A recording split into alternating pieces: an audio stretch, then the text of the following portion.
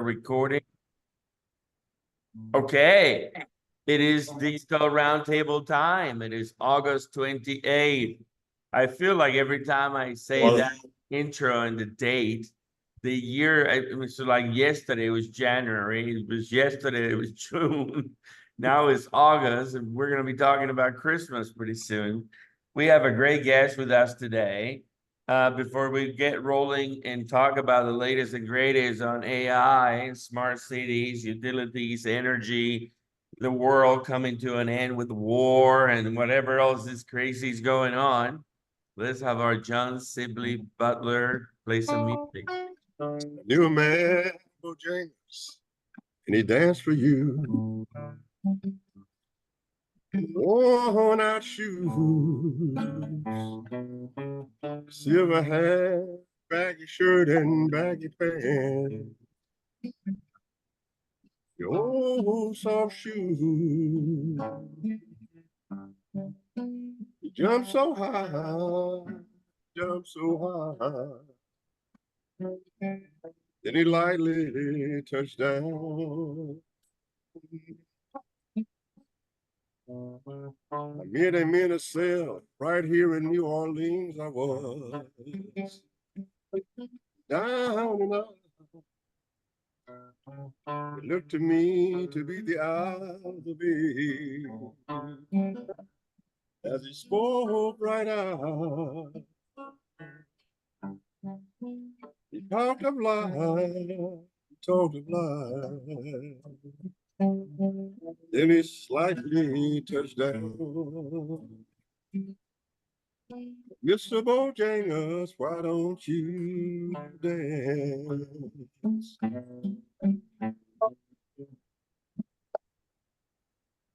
All right, John Butler. Thank How you, you doing sir. today? Well, I was going to ask you what's going on in the world because we have been talking about startups and the disruptive 50 and open AI, the number one company twice, 2 years in a row. And obviously we talk a lot about what's coming, and the 360 Summit is coming up September 24th.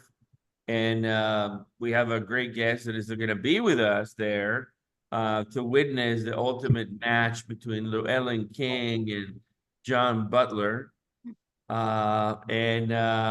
So what say you, Dr. Butler? Well, the thing about the technologies, as you know better than I do, that we look at a lot of new technologies.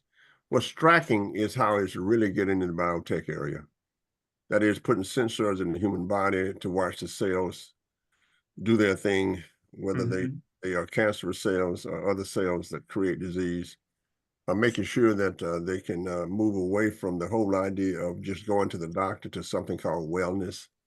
I have a company now that I'm bringing from Europe that has gut, and it looks at the relationship between gut and performance, whether you're an airline pilot or whether you're a basketball player. I had the coach from the Netherlands here who utilized the technology, and they could predict when there's 7-footers in the European League would kind of get tired and not play well, and they use the technology to change the entire season around, and they won it. So what I see with everything being interactive with AI is how biology is now really coming into the equation. What can we do to live forever? What the issue is wellness. The issue is youth forever. The issue is living long and living well. And so no longer do you go to the doctor and say, well, doctor, I have a headache. You go to the doctor and you say, doctor, I'm 70 years old. How do I live to be 85 in good shape? Doctor, I'm 40 years old. How do I live to be 75 in good shape? And with those kind of technologies, the big thing now is AI, quote unquote, it's like Watson with legs, I call it, right? Watson with legs, right? It's AI now, and how it's going to be infused into all of our everyday processes to make life better. And it's also transportation. Let's not forget transportation. And it's also how all of those things will move. And I was in a discussion the other day where we talked about not only about the importance of electricity, but a question that we have always asked on this program: can electricity carry the burden? Can it carry the future for AI? Can it carry the future for all of the technologies that we utilize? Now, Michael Dell did a published way, on his LinkedIn the other day. He said that companies that look like they're going to move 68% of private companies, right, are moving back to storage within their own company. And so I think that's a trend that we Interesting. As storage becomes much greater and AI becomes much more interesting, right? Well, why not just go back to the old dumb computer that we used to have when I was in graduate school, and you hook up to a mainframe, if you will, and let AI do all of the work. So some interesting trends. And the other one is the job stuff. We have a guest here who's interested in AI and just taking everybody's job. I mean, just putting everybody out of work, right? That's what he wants to do, right? Well, he sounds just like the train when we switched from horses and buggies to the combustion engine, right? Just like when Sears and Roebuck went belly up, right, and was taken over by others. So we are in the most creative, destructive kind of situation because of software now. Remember, this is not engineering. This is not the whole idea that we're moving things around engineering. This is applying what we've learned over the last 40 plus years to the regular kinds of engineering that we have, whether it's bridges, right, whether it's computers, right, whether it's houses, whether it's cleaning houses, whether it's driving cars, whether it's filling cars, whether it's putting gas in your car. So it's very, very interesting. So I'm glad to have a guest here, but Andreas, you're right. The number of startups now are just off the scale. And by the way, the number of large companies looking to buy AI startups off the scale. Sure. Because the secret is nobody in the A suite, given this A structure, knows anything about this. They just don't know. So if you're the A suite of a typical company in America, you just don't know. And this is not something that you can be briefed on, at a retreat at Barton Creek for the A suite. No, this is something that would change the entire nature of your business. So to me, the most important thing is getting to the A suite and saying, look, this strategy is different. Okay. It would change the workplace just as sure as the train changed travel. When Amelia Earhart stood up and said at a smoke room, we would travel by air in the future, at the executives they had all of the castles for trains, and they all laughed at her. Yeah. And all of the castles are gone, right? And airplanes are flying everywhere.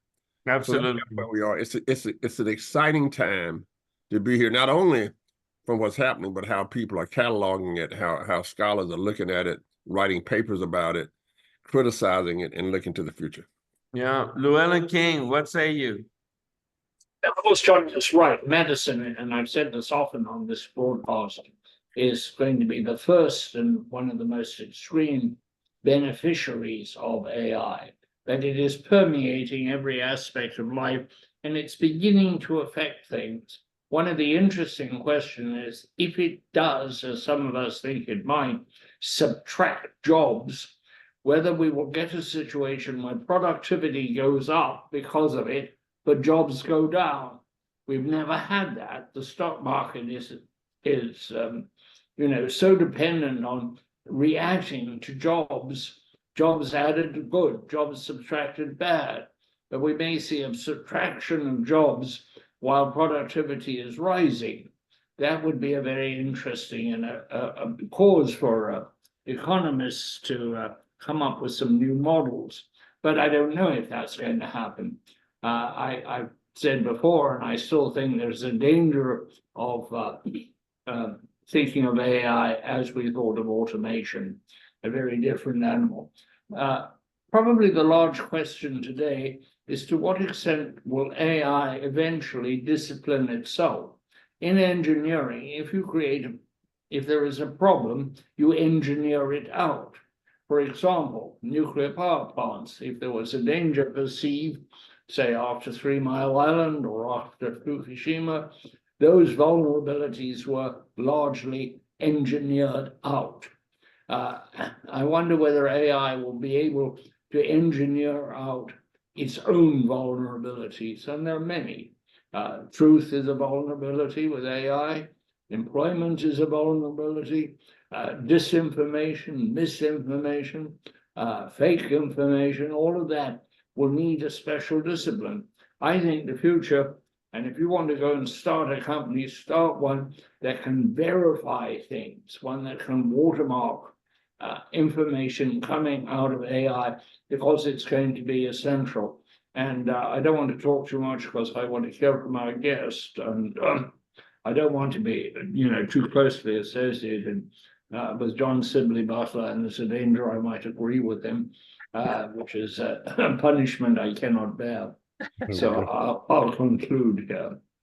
Absolutely, absolutely. Well, allow me to introduce everybody to Sacha Fontaine, who's a great friend and head of utility AI at SAS Institute, who's going to be with us. And obviously, you may all remember SAS Institute sort of being the first company at scale who really helped corporate America learn about statistics and predictions and probabilities and all those things. And they have been in a long journey of AI before anybody thought about it. So Sacha has had an interesting career, and it's very fitting that he's now at SAS. So Sacha, welcome. Thank you. Thanks, Andreas. Hi, John. Hi, Llewellyn. Great to be on. You guys brought up some wonderful points that I actually had to write down so I can address some of them. That some I'm in agreement with, some I think there are counterpoints to it. So happy to dive into it whenever you are. Yeah, no, let's just say that, as John and Llewellyn had expressed, we talk here a lot about smart cities, smart energy, water, infrastructure, telecommunications. And a lot of people are always focused on what I call the sizzle. There's a lot of sizzle in the industry with ChatGPT and all these things. And I'm going to put up on screen now sort of the top AI applications or products that are using AI, right? So Alexa, ChatGPT, Google Assistant, Gemini from Google, Waze, Character AI, Deep Translator, Microsoft Translator. All these things make a lot of sense, right? But the core of all this, unfortunately or fortunately, and ultimately, in my opinion, is how does infrastructure, telecom, energy, water, transportation, construction, homes, buildings, sort of the building blocks of society. Without any of those, you don't have anything. And clearly, without power, there is no AI or anything at all. So, what say you, Sacha Fontaine? Yes, well, you know, I've had the chance to participate in the Digital 360 Summit several times now, and it's impressive because of the people that you bring in, but you also cover a large span of topics, right? You talk about smart city, smart building, smart grid. I'm going to focus just on smart grid because I don't have the breadth that you do of knowledge that I can cover everything. But thank you for that introduction. Yes, I did have a bit of an interesting journey. I'm an electrical engineer by training that I went straight into it when my friends were going into telecom, working on cell phones. I was saying, I want to work on energy. And I got to work with some great companies and do some pretty amazing projects in terms of improving the grid. Mm-hmm. And pretty much all of them boiled down to adding new hardware, new sensing capabilities, new control capabilities into the grid. And that was great. Smart meter truly is the building block of utility AI.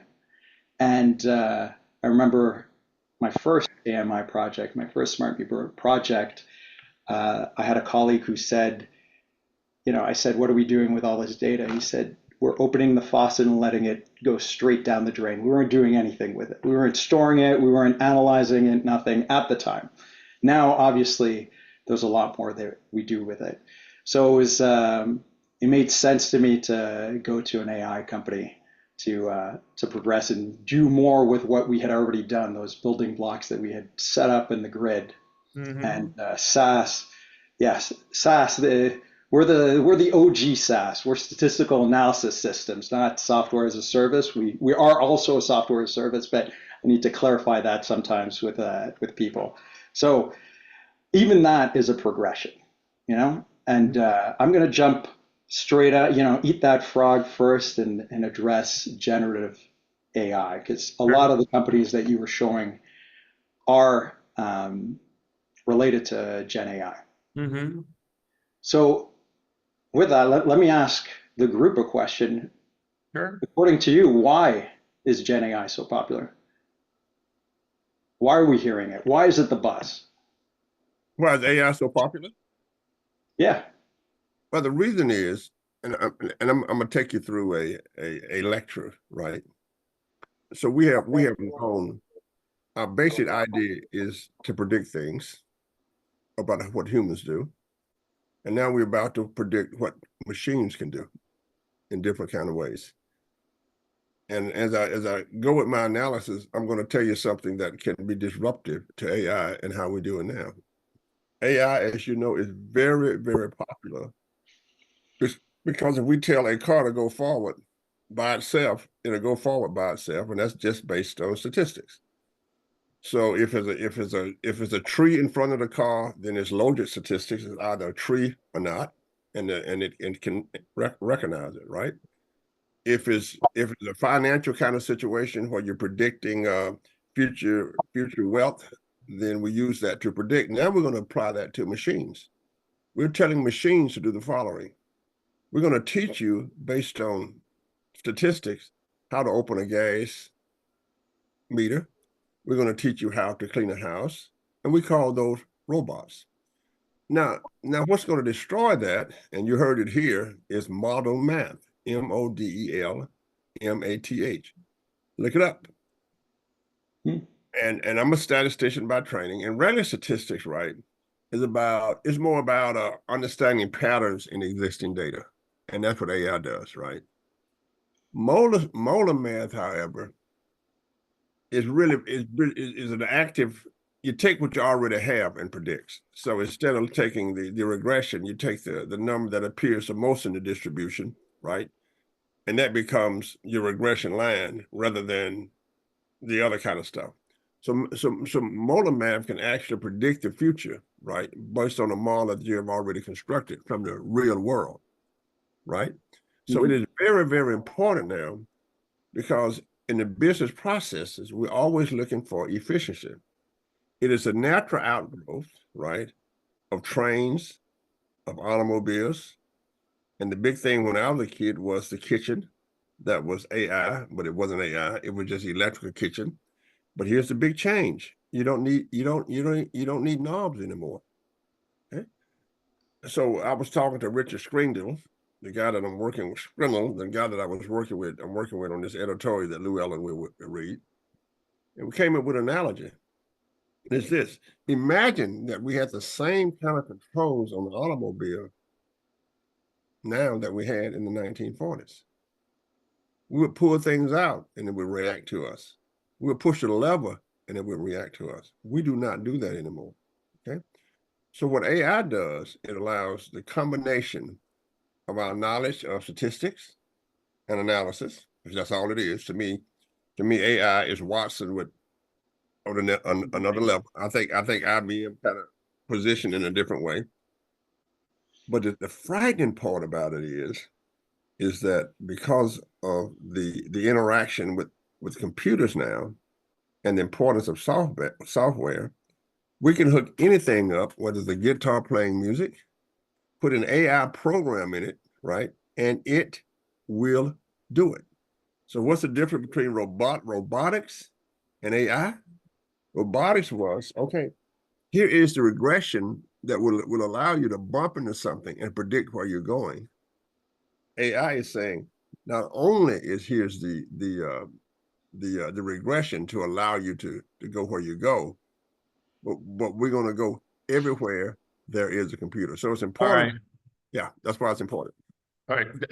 I think I told you I was going to lecture. I told you I was going to lecture now. I'm not going to tell you. Let Llewellyn answer the question as well. the answer is one, because it offers solutions, and humanity has forever been looking for solutions, whether they're medical, mechanical, or futuristic, whatever it is, we seek solutions.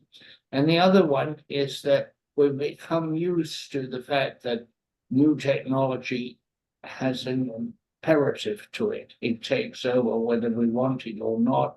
So we're now totally adjusted to the idea that we will accept it, we will use it. The days when you resisted automobiles or electricity or things like that are long gone. You are an accepting society, accepting of technology and its evolution. So you've got two powerful forces there. We have no desire to fight it, plus it offers solutions, which is an irresistible temptation. I would add to that, it offers solutions to those who were not working on AI in the past. The A suite is looking at it and asking questions and not aware of it, but realizing that Gen AI opens the door for people who are not trained statisticians. I mean, I had a friend who became an actuarian, and the levels of tests is phenomenally difficult. Now, we've opened the door with Gen AI to anybody with an expertise that isn't related to creating models to start creating models, to start adding AI to whatever aspect of the work they're doing. And I think, you've touched on it, both of you. I mean, I'd love to address robotics, because Llewellyn, at the beginning, you said AI might be improving job efficiency to the point where it actually will start reducing the number of jobs and the economy will be affected by that. And, there is potential for that. I took John's ribbing about automating everybody out of a job. There is a future where that looks somewhat possible, but I'll say two things. One, I think that a lot of it will go from the software side to the robotics side. So we'll be using AI to now automate the physical world even more so by more intelligent robots, not mechanisms. So that's one thing. And I got the opportunity to be an expert witness for a couple of states, and I think, John, you mentioned this, right? That there are people in higher positions who don't know about artificial intelligence, both its promise and its perils, but it's good that they're getting educated on it. And the example that I gave at the time about positions disappearing was about the transition from horse and carriage to automotive, right? So there were lots of jobs around that. Well, Shoemakers is an this example. is not yet clear. I mean, this may be so. We don't know. But certainly some jobs will be eliminated, as they were with the They were at the time. And often there's been an awkward period. The transition has not been smooth. We tend to expect these things to be smooth. There was nothing smooth about the shift to wool, when farming became wool dominated in Europe, and people lost their homes and were driven off common land because the landlords wanted to raise more sheep, and in Britain there was known as the clearances, a big scandal. But yes, I want to ask you, Sacha, what about the totality of AI in the utility? Not just the meter before it and after it, but things like customer service, outage reporting, and managing DER, which is so important at the moment. Yeah, and we've worked. So I'll start by saying that most of our customers will use SAS to create their own models. That's what it's there for. It's a platform for them to build models. Now, in addition to that, we assist them when asked with these. So I have the view of what utilities have done with us, and DER's definitely a important factor. I think that that's obviously going to impact a lot of states. And yes, AMI is part of it because you need more granular forecasting of energy usage and of generation at the endpoint. So if you're talking about DERMS, if you're talking about addressing the duck curve, that's going to require AI. There's no traditional high level forecasting that could be done at the system level that's going to be able to address the duck curve without relying on peakers and extraordinary measures to balance the grid. So that's one example, both a combination of more granular forecasting as well as more intelligence at the control device of your DER. And then we'll get into virtual power plants. There's a lot of, again, I see these as building upon each other, right? A mixture of experts, as we would call it here. So one feeds into the other, and that's how you get more efficiency with virtual power plants. Yeah. Now, Well, I would Sacha, say that the most common use case right now is still around resilience, reliability. It's around asset health. That's the one that is most focused on at this point. Not every state has deep DER penetration. Right. Sacha, when I jumped SPSS for your company, okay, 30 years ago, and what your company allowed me to do was to create my own models. Here's a dependent variable. Here's an independent variable, because this is how I think the world works. This is how I think that people build entrepreneurial ecosystems. So what I could do with your software, and I've used it, all of my career, is to really, really specify those models, but had a theory about how the world worked. See, this is what makes AI so interesting to me. You don't have to have a theory of how the world works. Okay. Right. So what you do is, it's not garbage in or garbage out. So AI becomes the person, that's right, the person that literally creates the theory by looking at the patterns, whether it's a correlation patterns, right? Whether it's what we used to call the regression toward the mean. I'm just telling you, for the first time, my graduate students did not have to have a theory about, hey, what's in the data? They just run some equations and the theory pops out. Right. And that's what makes SAS. That's why I switched to SAS, and it has improved year in and year out. So you're applying that same thing to, we have a theory about the human body. That's what we call it intelligence. I still think that cute computers are fast idiots, by the way, because they don't have, you have to have a theory about what goes on. So it's fascinating, you see, that you're going to take the history of SAS and all of the stuff that software would do and apply it to things, right? And then when you apply it to things, then we have a theory about what a lawnmower should do. We have a theory about what a human being should be. We have a theory about what happens in flight, right? But hey, we really don't need a human anymore to come up with that best theory. Am I right or wrong? Yeah, unsupervised learning, right? Patterns emerge that you weren't putting out a hypothesis to what that pattern was going to be. We used to call them anomalies in the data. Look at this big anomaly. Yeah. Yeah, exactly.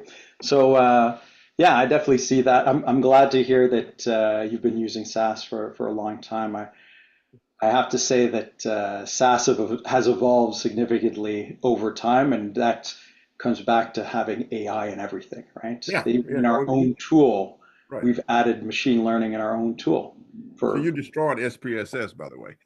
Yeah. So my point is, I've seen SAS evolve from that to where, look, you're taking a basic statistical concept and putting it in things. Yeah. Yeah. So, And by the way, we don't destroy anymore now. You know, a lot of the people Oh, I work excuse me. with are Python developers and SAS. You could code in Python, you could code in R. So we're not in that business anymore. so three I'd like to ask a question about bringing it back to utilities. Yes. We have nearly 3,000 utilities, and they obviously go from having huge technical competence when the large ones like DVA or Commonwealth Edison say, to very small ones. Are they all going to be able to benefit from AI, or are you going to see a problem where their cost of operating is higher because they're not able to encompass AI in their daily operations? Yeah, that's a great question. And I will say that the majority of the clients that I service are IOUs or large utilities, because it is harder for a cooperative to implement AI and I mean, AI, once even implemented, still needs to be monitored. There's drifts in model, right? Your model will be as you want it when you put it to production, but over time will drift.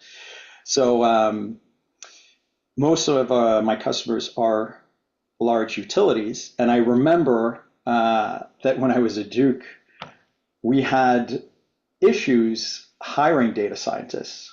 One, because certain ones wanted to be in a particular geographic, in a particular city, let's put it, where data scientists were more in need. And we were often poached potential candidates by high tech companies. So at the time, Netflix was building their recommendation model. So that was a big competitor.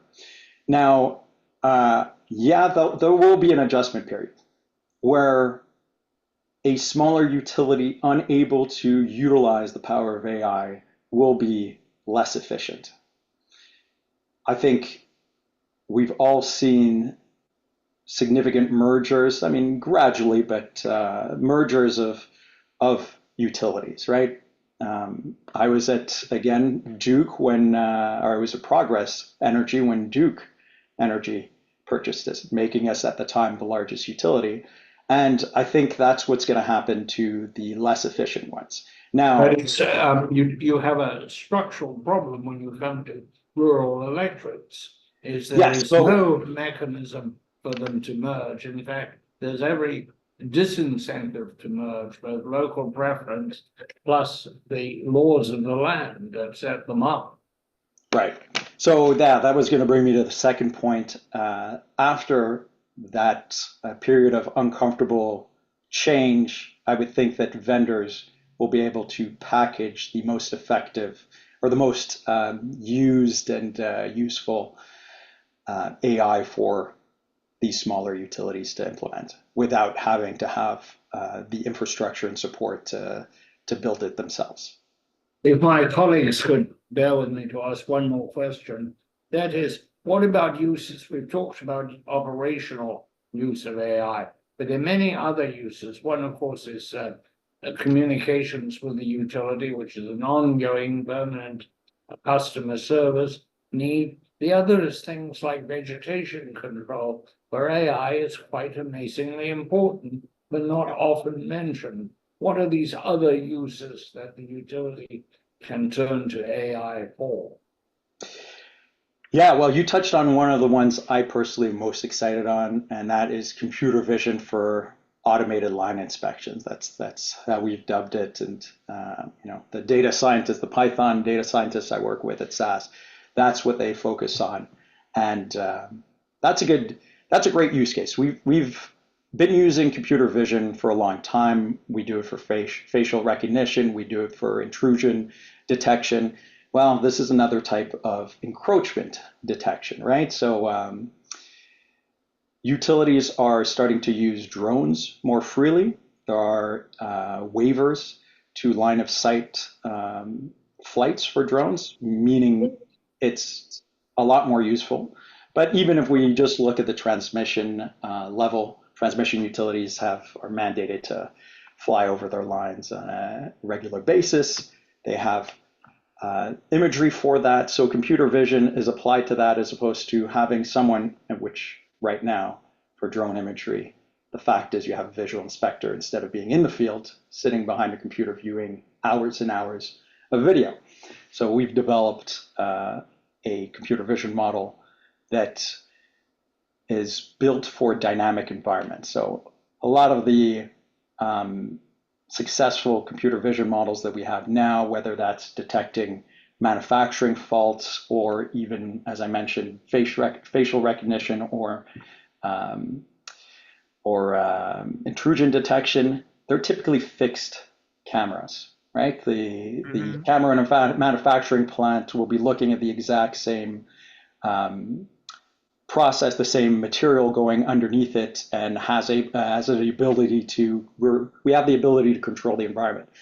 The model we were building was tackling the issues of drones or flight imagery. Really, it's any field imagery that has the problems of, moving in 3 dimensions. So getting different angles, glare, reflections from dew. All these affect the model's accuracy. So that's one of the ones I'm most excited about because it's tangible. I've seen it in action, and as we're using it more and more, I think our resiliency is going to improve for the grid because we're able to do inspections in a much cheaper way than having that individual sitting behind the computer watching those videos and noting how many cuts do I need to do, what equipment. And actually, we've moved it from vegetation management to which included species detection, because some regions have environmental guidelines that tell them to identify endangered species. But we have added that now asset health, so looking for defects on equipment.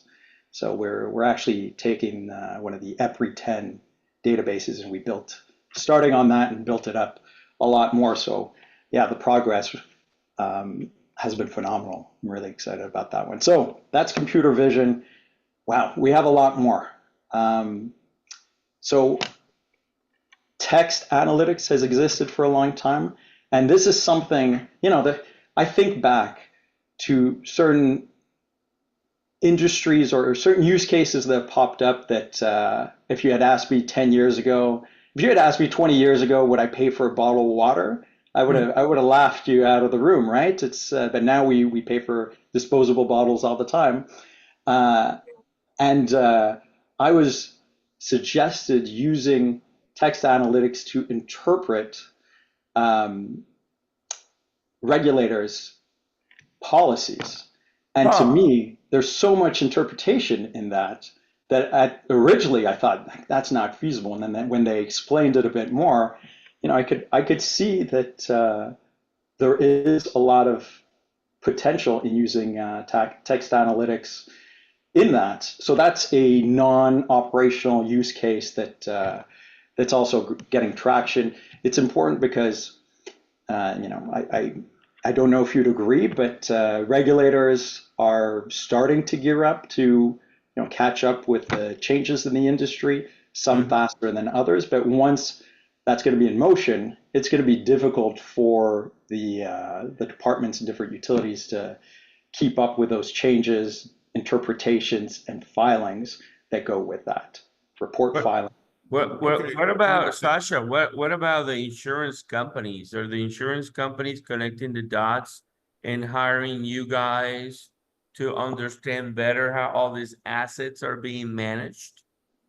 Yeah, so that's an interesting one when it comes to wildfire mitigation. That is a big driver of, I'm sorry, just to be clear, because SAS operates in the financial industry, healthcare industry. So you mean insurance companies that are insuring utilities? Yeah, wanting to find out what's going on, Yeah. So, that could become a means of reducing your premiums by reporting on the health of your global health of your assets. Mhm. And Llewellyn, you opened Pandora's box because it made me think of another use case that we have. We partnered with a company that has a mobile sensor for partial discharge.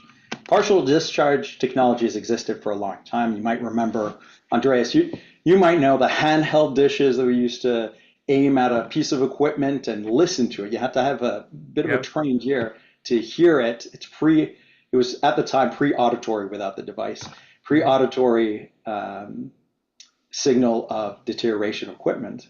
Mhm. So this company, who's an expert and was doing services in this, basically packaged this into a device that's about the size of a shoebox, battery powered, no external sources needed, no very easy non-destructive installation on vehicles, and they drive it around and are able from almost 500 feet away to detect partial discharge from equipment that's deteriorating.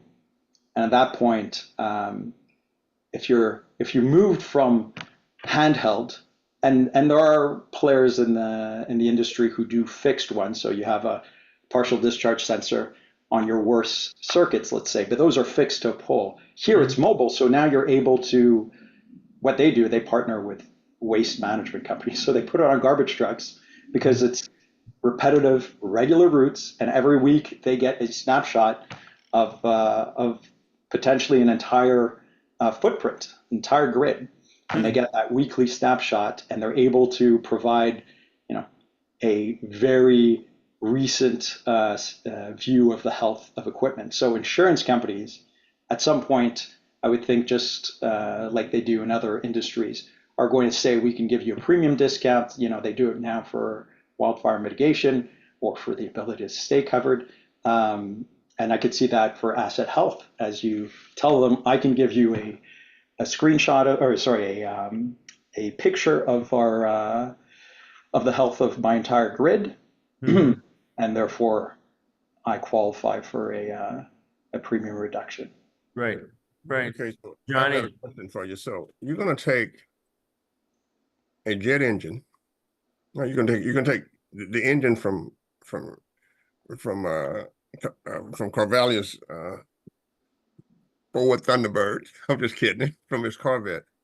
You're going to put You it know on what? We do. I don't know where you're going wait a minute. exactly, but Now we you're do going this to put it on the exactly for system. Lockheed Martin. So You're I'm going to put listening. it on the system with knobs.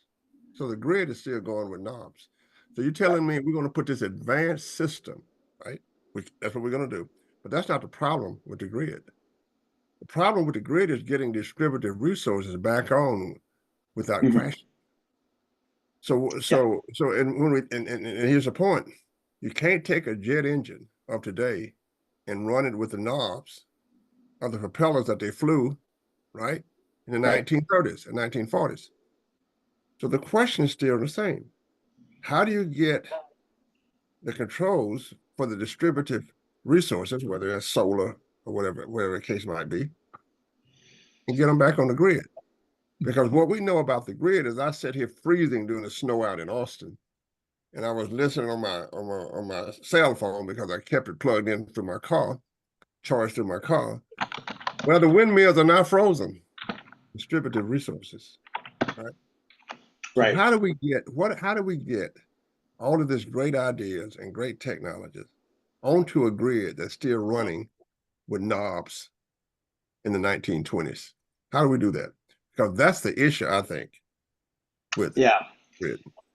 And Oh, and let me just say one more thing. For your data yeah, scientists in Duke, if you had gone, anybody with a degree in psychology, economics, or sociology undergrad, or statistician.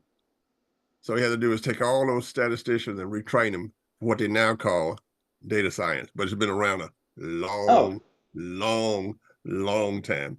And the economists did it. The physicists took the equation and created finance, right?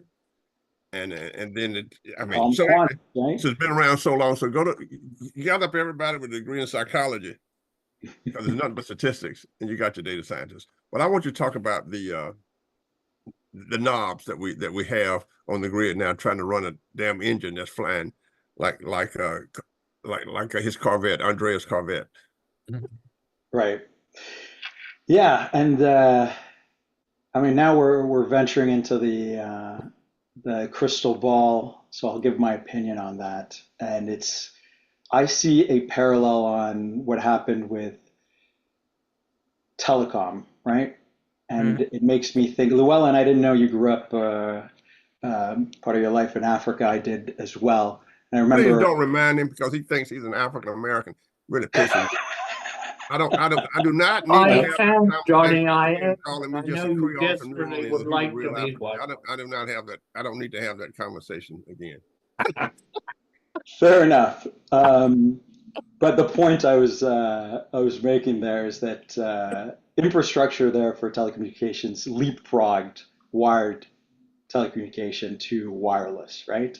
Mhm. And that jet engine from the 30s, I think, again, opinion, I think the leapfrog moment will be when um, we have grid forming inverters, where the DERs themselves are the knobs that you need to have AI control your grid.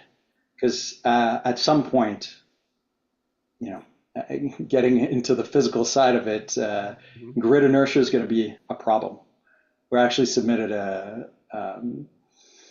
research proposal with Oak Ridge National Lab on that. This is farther reaching research, but the less spinning generation you have, the more susceptible you are to grid inertia or frequency disturbances. So Yep, I with think that, so. Yeah, I agree. that jet engine's gonna, in my opinion, is gonna go through those DERs in order to Mhm. make it feasible to add more DERs. So kind of a My cycle in historic, itself. my historic analysis when Andreas was with Microsoft and I was doing my stuff on 123 software, JoJo 13, and everybody else got all different kind of softwares, right? All of a sudden, Andreas put it together and let's standardize everything. Hmm. When Mike Adair started, he wouldn't sell anything that did not hit the standard model. So the grid right now is where computers were Mhm. 40 and 50 years ago with no controls, right? So Yeah. while I'm doing Lotus 123, you don't know what that is. You're probably too young. I remember Lotus. I don't Andreas remember using. Andreas Yeah. has his own software, right? And I'm doing my own SPSS before SAS came along. So how do we get the analog of the grid today to where computers are with all of the ramifications? That is, what we need to know is that if electricity goes down in Vermont, or in Boston, Mhm. it's on the same control system, Mhm. Dallas or Houston. And therefore we can adjust it just like Microsoft give downloads to improve computers. And I think we are so far behind on that model. And Mhm. because the grid is regulated and it's like an airplane, you can't shut it down. It cannot be disruptive completely because we want our Mhm. lights on. But I think the key is to how to get all of those distributed resources that we talk about, whether it's electric cars, whatever it is, back onto the grid without a car wreck. Mhm. I should ask my Tesla here, not the new Tesla, my electric Nikola Tesla. No, Is that Johnny, right? you're describing exactly the end of the chapter 7 in my book about the fact that the grid is managed by people, and it's not 100% automated, and it needs to move to 100% automated with sensors everywhere and some kind of connectivity, Internet of Things, private networks, public networks, whatever, and leveraging software like the SAS guys make to basically, because there is the key thing about this is, Sacha works in a company and he's focused on a field that has no limits. They can control anything, they can ingest any kind of data, they can predict anything. The challenge that we have, in my opinion, still today, because we're still in this crawling phase of how digitalization happens, is that there is not enough data. There are not enough sensors on every device, on every element connecting and transforming and sending information somewhere to collect that data, right? The meters started doing that, and everybody go, whoa, what if we put sensors everywhere on the grid to start collecting that kind of data, right? And then you gotta, once you have that kind of information being collected reliably, consistently, at the same time every day, then you can do things with it. And I think that we're just scratching the surface. And Sacha, maybe can you chime in? And I know that the big IOUs, the Exelons, and the American Electric Powers, and the Dukes, they have multi-state properties and assets, are trying to figure it out first, how to do more with less, how to make things cheaper, how to reduce operating costs, how to reduce maintenance, so that they can deliver better returns to the stakeholders, but also better services to their customers. And that should be the right mantra. But am I right, Sacha, in saying that we still don't have enough infrastructure, reliable data coming every day, and the sky's still the limit? Yeah, I think your description of what, as John would describe it, statistics at its base, right? So what AI could do is still wide open. Yeah, sky's the limit. I agree. Right. But the levers are not there. I will say that utilities are looking at those, especially those that are multi-state. Mm-hmm. They're looking at how to view and control their grid across, these spread out jurisdictions. Mm-hmm. Yeah, ISOs. That's a great example. They're not controlling, but they need to have a view of all of the participants that they're serving. So, Right. market manipulation, everything, and those can be very fast acting signal manipulation. So, how do you affect that? And I think, at least what reassures me, there's a couple of things that keep me up at night, right? Actually, I sleep like a baby. I have 2 young kids, so they keep me busy. But otherwise, I would say that grid inertia, it's coming up.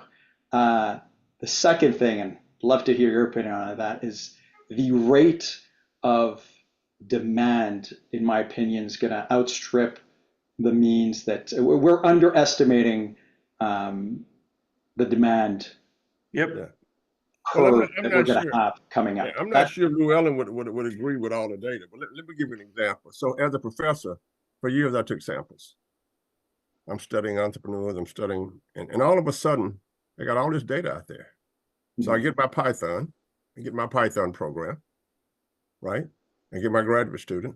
Hey, I go to LinkedIn, I make a deal with LinkedIn. And with Python, I can extract every piece of data I wanted to. I mean, I could have gotten 5 million entrepreneurs around the world and then match that data, right, with their registration in New York.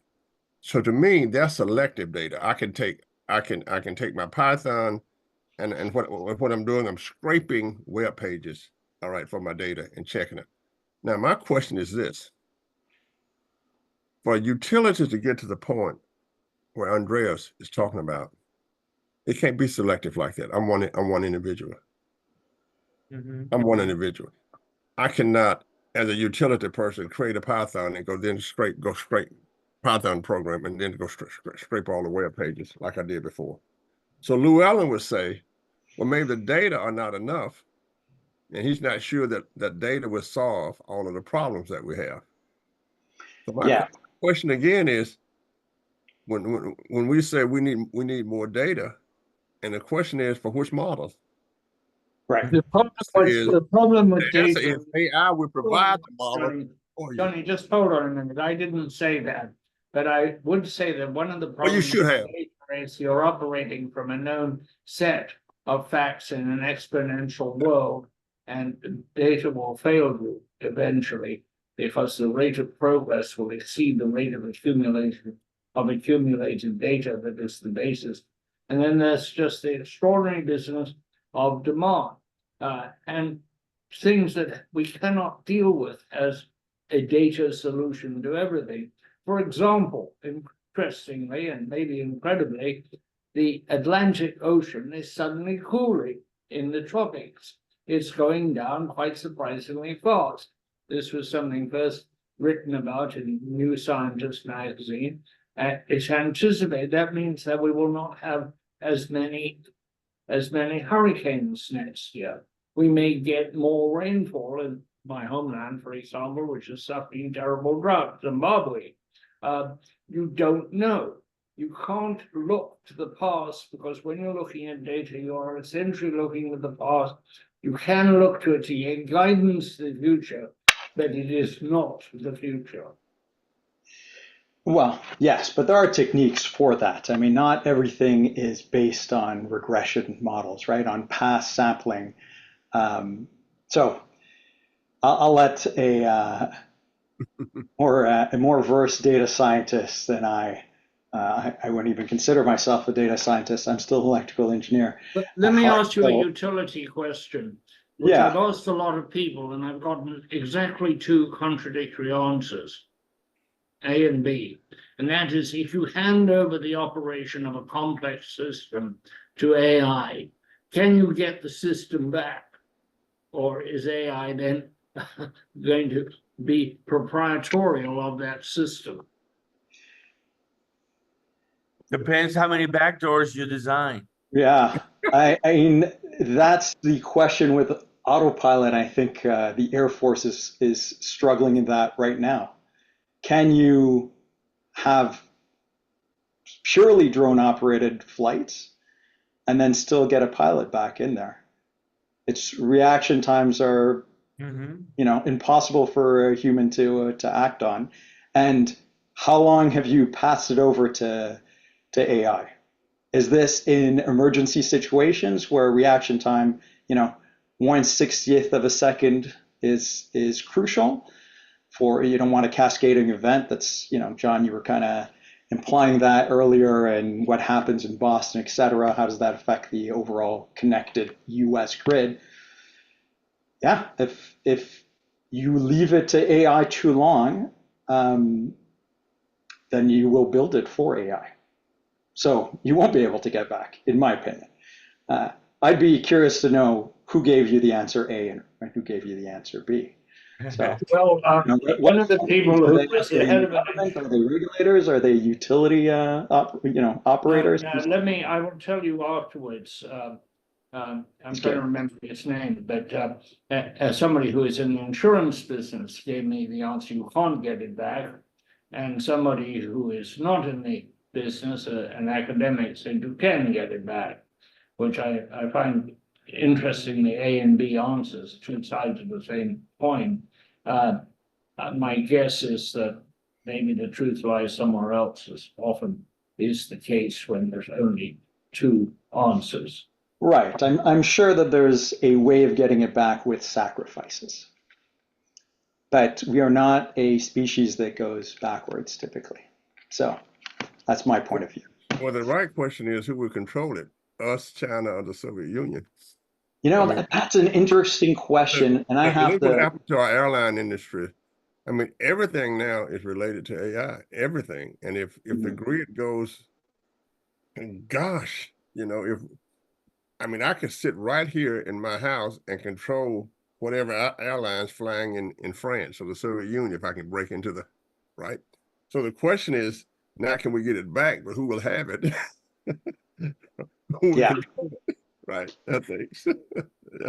That's a question that came up. Somebody asked me, they presented me with an unverified claim that most open source libraries are produced by China and Russia. I have to verify if that's true, but if there's malicious intent in that, how, we rely on these libraries. So how secure are we in doing that? And have we just given some control to foreign powers that we don't want to? Right. I did want to return to your question, Andreas, about how do you get those physical controls? I mentioned studying the problem of grid inertia. And we're a data science company. We look at it from data science, but there's only so much you can do in the software world before you have to actually, we can recommend a fast frequency response, but we can't implement it. The software is not going to do that. You need physical devices in there. But so the grid does need even more physical controls in there, and I don't think it all needs to be synchronous. Huge projects, huge capital projects of synchronous condensers, etc. But the good thing is that we have a unprecedented to a certain degree influx of government grants. If you look between the Infrastructures and Jobs Act and IRA, the Inflation Reduction Act, we have over, and I'm counting money that's going to the DOE and the part that goes to the Department of Transportation as related to electrification of transportation, over $470 billion. That's infrastructure. It's also workforce training, which is crucial. Llewellyn, I think you said one time there's a cost to bad government, and if we don't keep up with training our workforce, I'm going to say on AI, other fields as well, but particularly on AI, we're going to fall behind. We're not going to be able to keep up with those who have invested in it. So glad to see those investments coming in. The grid, we've heard it 1,000 times, it's aging, and we don't necessarily need, we hopefully can leapfrog some steps and go into a more DER focus, because the duck curve that we've been solving, it's going to widen. We're going to see it in more places, but it's the same problem we're solving. I would love to see an application technology that changes the industry. You mentioned, Sacha, you mentioned a couple of times using AI to solve the duck curve or to ameliorate it, if not solve it. Right. I'm keen to know how that would happen. Is this just managing the DER to compensate for the duck curve? I mean, if you've got megawatts being produced at noon, where does AI fit into that? Yeah, so I would say in a couple of places. One, truly, and this is where most the industry, I would say that we've been doing energy forecasting for a long time. That's every IOU. Every IOU in the U.S. has SAS in some part, and whether they're using SAS or somebody else, everybody manages their load.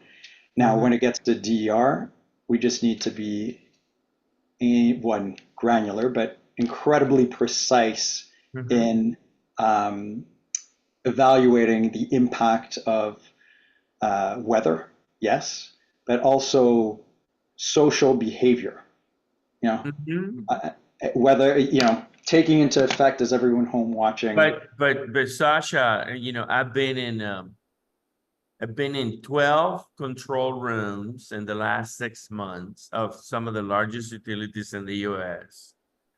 And DER forecasting integration, while some are trying to do it, the guys who are running the grid and are signing on dispatchable energy every day are not counting on it. No, DERMS is in its infancy and has been for a while. And I haven't been in as many control rooms as you recently, but I can think of grid operators that I know or system operators that would have that same point of view. Yeah. So go ahead. You had mentioned human behavior. I'm gonna give you an assignment. Pentland's books physics. Go look at Pentland's book, Social Physics, which was defined as a discipline 1875 by Auguste Comte. Okay, and it was called social physics at first, but it had no date, and it reverted to sociology with statistics. And so he has a great book. He's a good friend of mine from MIT, Pentland, Pentland. The name of the book is Social Physics. And the question is, what are the mathematical equations that you use to predict everything from the people who pick stocks to what you're concerned about in the grid? And it's all there. So I'm gonna give you an exam on that. So I'll be writing you, more. But no, it's Pentland Social Physics, and the discipline has evolved to analytics. But actually was laid out by Auguste Comte, AUGUST, Comte COMT in the 1840s. It was called social physics.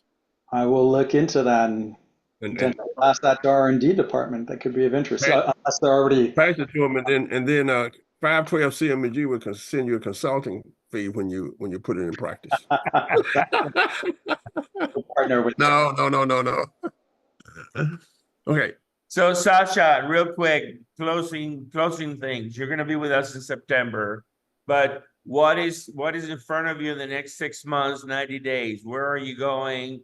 Any projects you can share? Anything you can share? What's happening? Yeah, absolutely. So beyond our bread and butter of energy forecasting, asset analytics,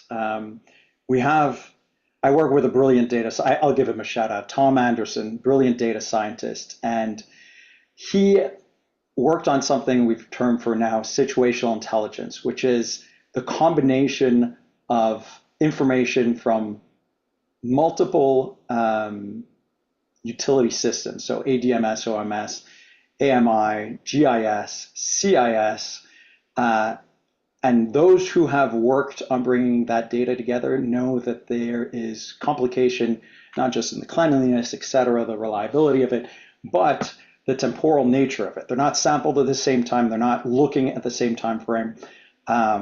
There's different connectivity models that are used sometimes by most. We don't have one view of the truth, as we used to call it.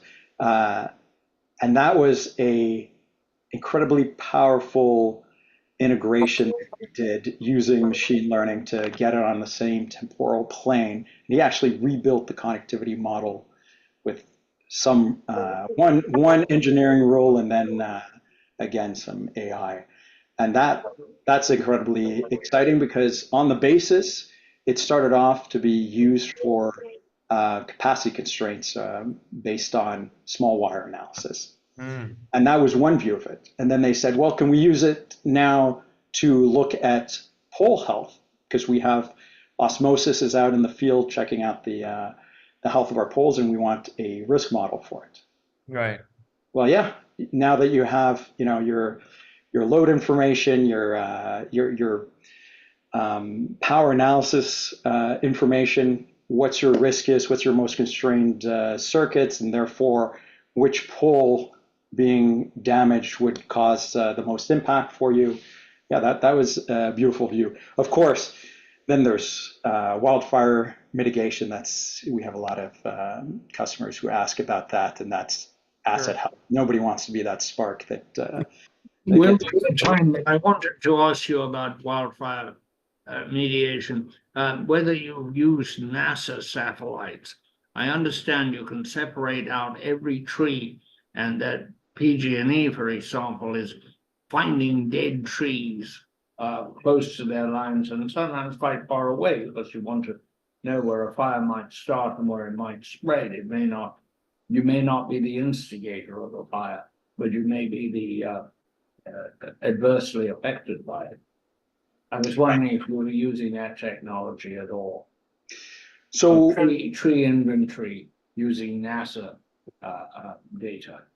Right. So yeah, satellite imagery is definitely a elegant approach to determining that. Vegetation management as well, but I will say that it is such an elegant approach that, and I'll just call them out because I think their solution's beautiful.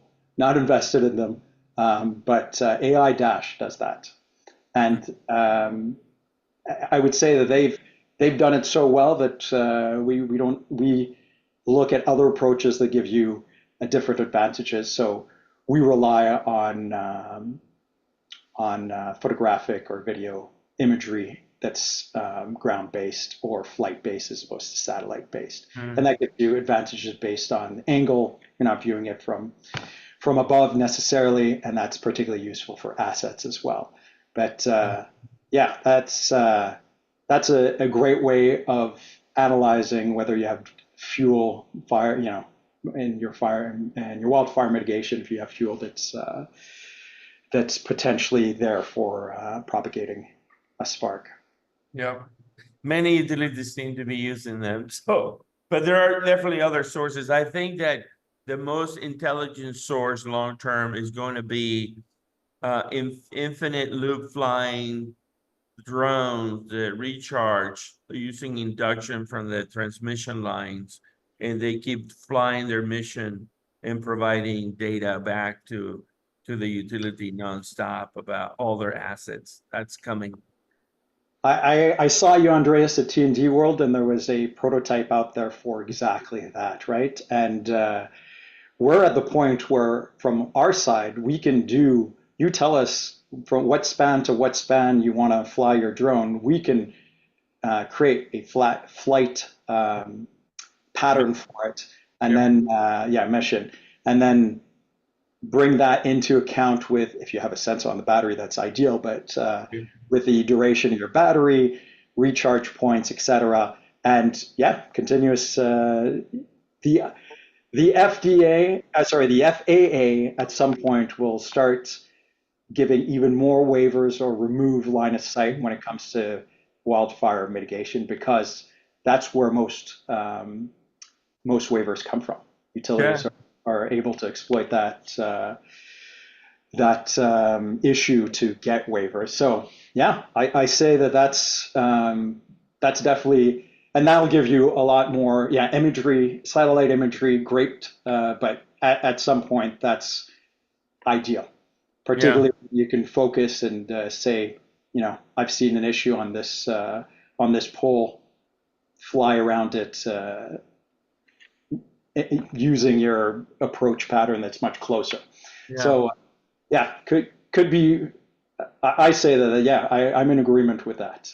Yeah, probably shorter. So I know we could stake it forever here, but final thoughts, gentlemen, for Sacha before he goes. Well, I think he's in the middle of what we call neural networks. That is teaching machines how to think like humans, and it's very, very interesting when you do that. And I think the literature from biology is important for that on the neural networks, because the networks, whether it's biological, physical, they all look the same. And as we try to understand those networks, that's important for you to understand going forward. But otherwise, I like prediction. I like the great book, The Signal and the Noise. That's one of my great books, right? So we always have to determine when the signals are good and when there's a lot of noise. But this is for sure. Your business is a futuristic business. I still agree with you. I think you're brilliant. As you look into the future, I heard some noise. Wait, what? I heard some noise. I said, Sacha, as I mostly agree with you, I think you've been brilliant. Yes. Oh, thank you. I think you're good. I think it's good, but it's definitely future. It's fun to be in an area of industry that there is so much going on and so much excitement and so much opportunity and challenges, and all at the same time. It's as the Chinese say, may you live in interesting times. Sacha, thank you for being with us. Final thoughts.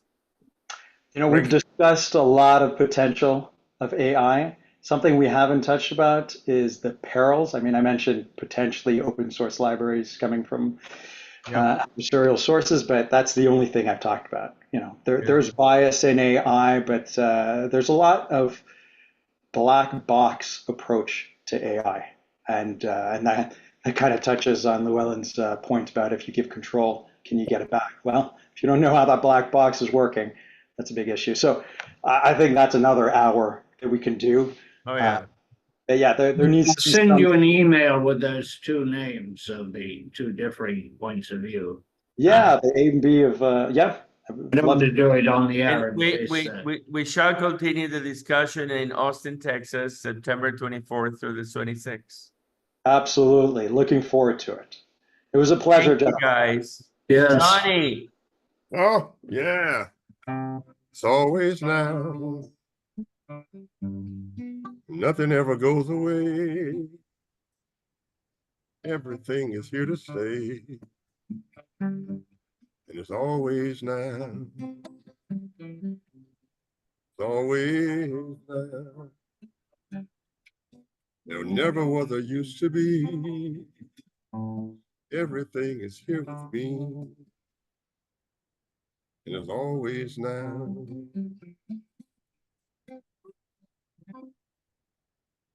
Gentlemen, thank you. Hey, that's good. That was good. I like it. All I the like it. best. I All have the a white. best. Yeah, I have a white paper on social physics that reviews everything, and you know, getting in these machines is going to be very. I just like that stuff, you know, because I Yeah. studied my last 15 years. That's what I was looking at, and it is absolutely awesome.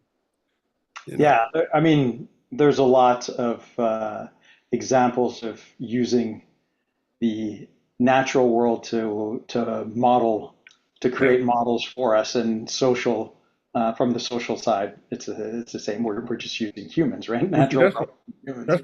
That's why finance will always fail. They got all those physics models and no human behavior models in there. It's a problem. Yeah, and you know, we didn't get a chance to talk about it, but energy forecasting when it comes to certain technologies, and I'm particularly thinking right now of EVs, Oh, yeah. is affecting the behavior and the technology affect each other as batteries or range expands. The behavior, the way that you're using your vehicle changes. So it's been hard to pattern that. We have a pattern for existing ranges, but we're just going to have to keep creating, remodeling the behavior and the usage of EVs. And I'm sure home batteries is going to be the same thing at some point. Absolutely. Well, take I a gotta look. go, guys. I'm going. Take a look at Penland's book, Social Physics. You'll love it. I will. Yeah. Thank All right, you. take care. All righty. Thank Bye-bye. you, Sasha.